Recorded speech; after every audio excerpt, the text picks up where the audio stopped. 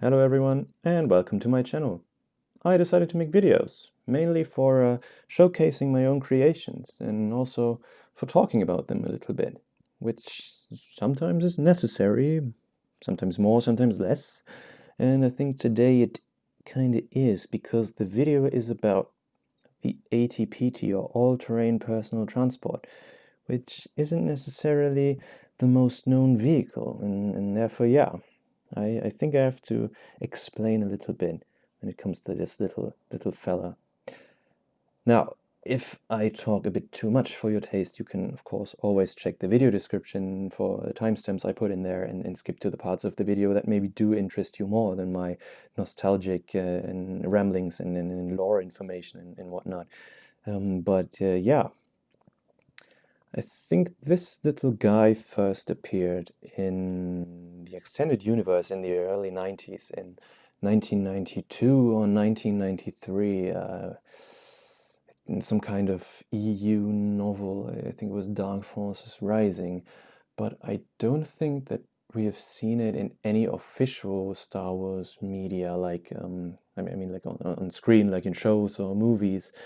It has been made canon actually, I think in 2014 or 16 with an official video game, which was some kind of tower defense video game. I'm not quite sure. I don't remember the Wookieepedia article quite much, but other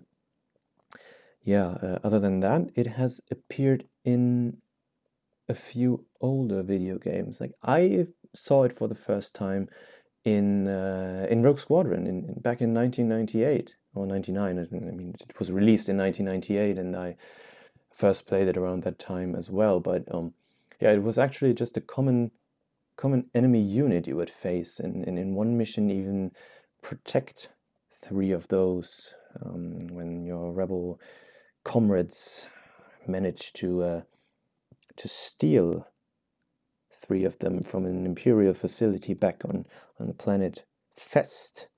It was kind of a hard mission, but yeah, it's a very cool little walker. Oh yeah, if you remember any more video games, please let me know. I just know that it has been in Rogue Squadron, but I mean, when it comes to official games, it has been making appearances in other games, or rather in modifications for games. Like if you've ever played Battlefield 2142, which I think was released in 2006 or 7, there was a mod for it called First Strike, and you could actually play the ATPT in that mod. I mean, it was a total conversion mod. I mean, all of you probably know the gameplay of Battlefield, so you had like a massive Star Wars battles and whatnot with vehicles. Actually, in my opinion, this mod has like was or is, you can still play it technically, but yeah, this mod was or is what Battlefront should have been. Like the sheer amount of vehicles, weapons, starfighters, locations or maps, it's so impressive. And it made me kind of happy that you could actually climb into an ATPT and walk around the battlefield. It's it was really awesome because I don't know why, but ever since I saw this thing in Rogue Squadron, I kind of had a thing for it. So yeah, it was about time that I made a little mock out of it. And yeah, like the other game that I remember having this guy in it is actually Empire of War, or rather the mod Awakening of the Rebellion for Empire of War's Forces of Corruption. Um, so yeah, if you haven't played that game either, please go and check it out. It's an incredible mod. It adds so much to the base game, and it especially adds the ATPT. I mean, that's reason alone to play it. But yeah, it's pretty cool. I mean, but back to the actual Walker and my model. Now, in the Wookieepedia article, it is described as like some sort of precursor of all the other walkers that you would find in Star Wars. And supposedly it has been around since before the height of the Clone Wars, but I always understood this thing as just a different kind of walker. Like imagine, like with tanks, you have medium tanks, you have heavy tanks, you have light tanks, you have tank destroyers, armored cars, and they all kind of fulfill a different role in the battlefield. Which means for that little guy, you don't always need to send an ATST or ATDP when you just need, I don't know, someone to do some scouting or have units patrolling your base. An ATPT gets the job done, and it's probably cheaper to maintain, and then you don't have to use two pilots and can just use one single driver instead of two or even more. And yeah, that's actually the thing. On Wookieepedia, it says that apparently this thing is worth as much as one whole squad, one whole infantry squad, by which I think they mean like regular clones or rather Imperial army soldiers. And yeah, I mean, it kind of makes sense. It has like a dual laser cannon up front and this concussion grenade launcher underneath. And yeah, it packs a good punch. But now onto the build itself.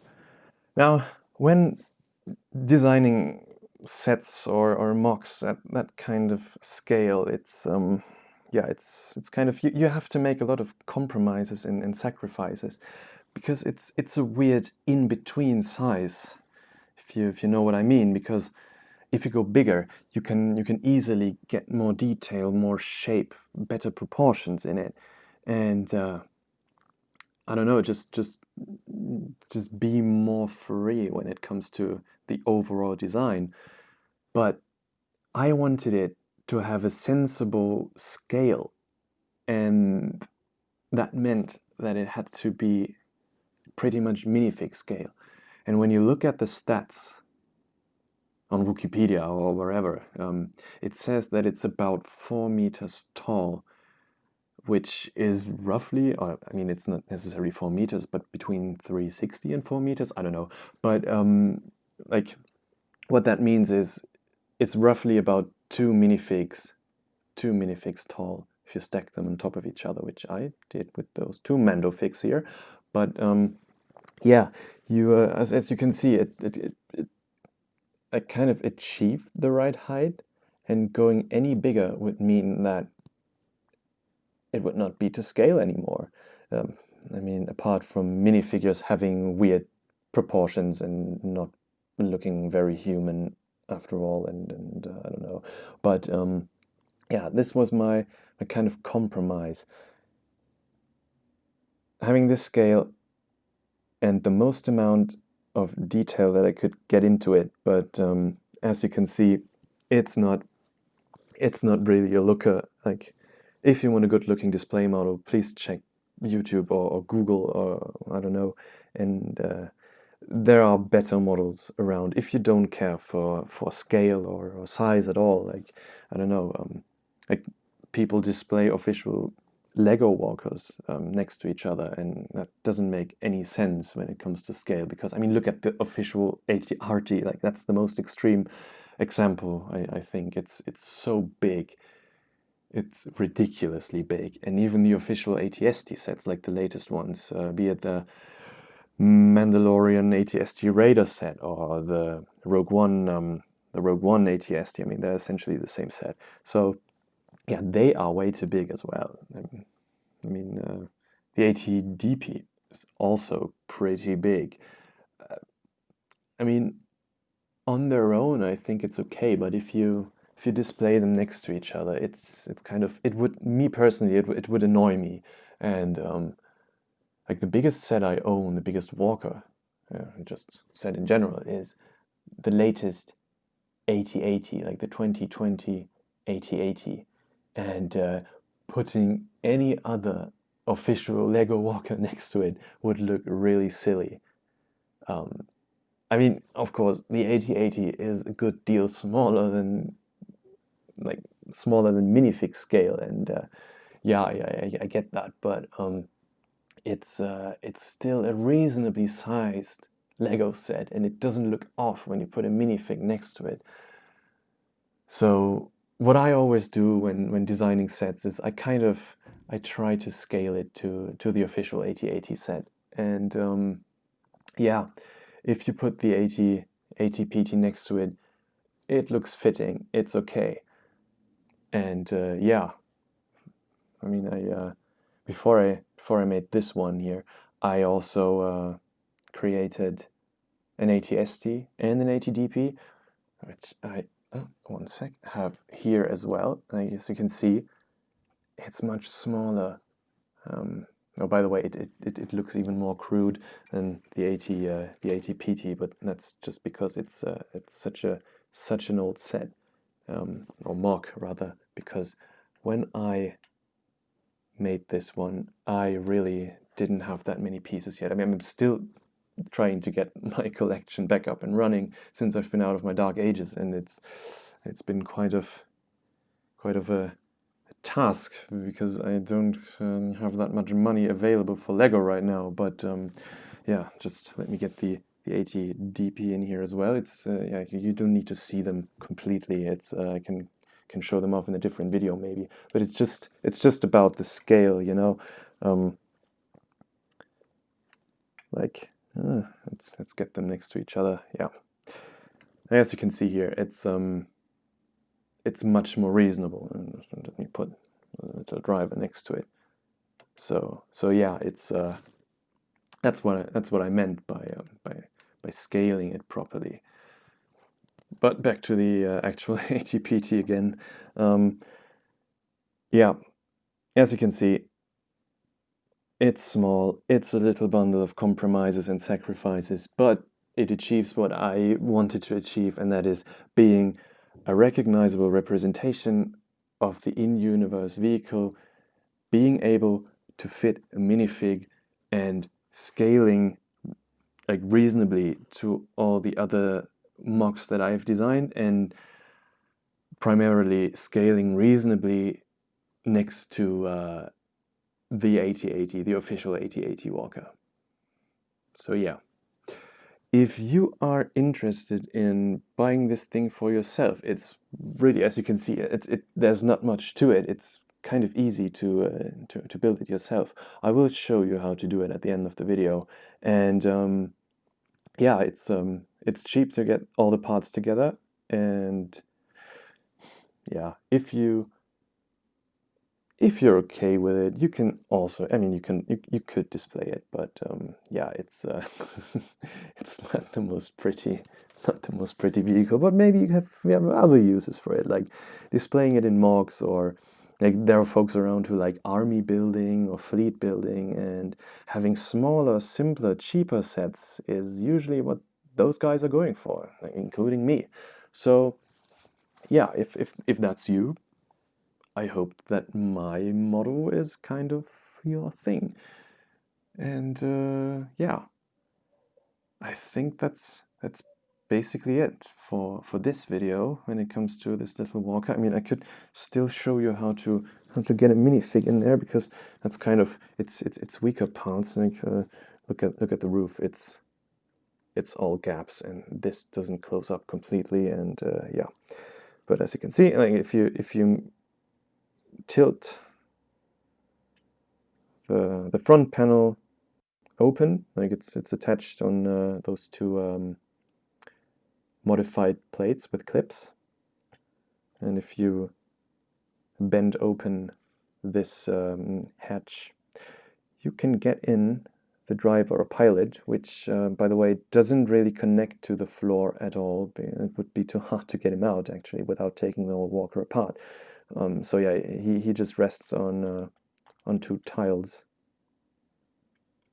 or one tile, I don't know, but it's no studs. It doesn't connect to any studs, and yeah, you can then close it up again. I hope he goes in place. Oh my god, it's of course when I'm showing the video, it's even more wonky than. Okay, let me try that again.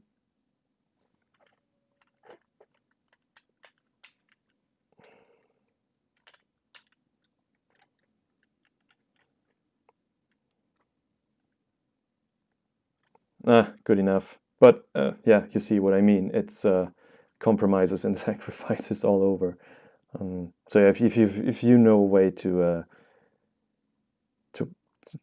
I don't know, make the roof just better and whatnot without taking apart the whole design and redesigning it completely, then please let me know in the comments. I'd be very curious to find a better solution for it. But I mean, I probably will eventually, and then make an update video. But that's basically it for now. So if you're okay with all those kind of imperfections, then feel free to build this little guy. Anyway,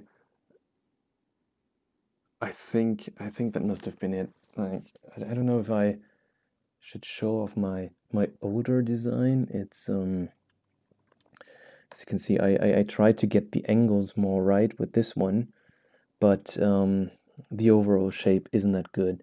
I mean, at least it's easier to get a minifig in here. I mean, you can fold that open, and minifig fits quite well, but I think the overall shape isn't as good.